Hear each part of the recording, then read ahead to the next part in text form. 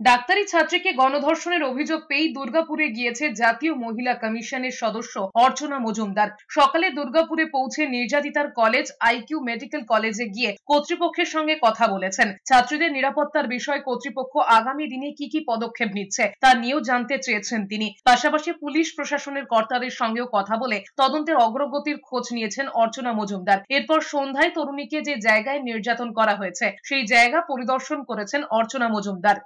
Light proper নেই, চারধারে আমরা জঙ্গলের ভেতর দিয়ে আসছি, আপনার একটা সিসিটিভি ক্যামেরা নেই।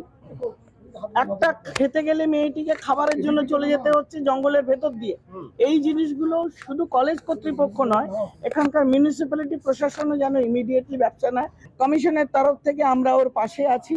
একটা মেডিকেল কলেজের মেয়ে যাতে সে লেখাপড়া সম্মানের সঙ্গে এবং সুরক্ষার সঙ্গে সে সম্পূর্ণ করতে পারে, সেজন্য কমিশন আছে এবং আমরা এর জন্য শেষ অবধি প্রশাসন, পুলিশ এবং কলেজ অথরিটির সঙ্গে দেখে নেব।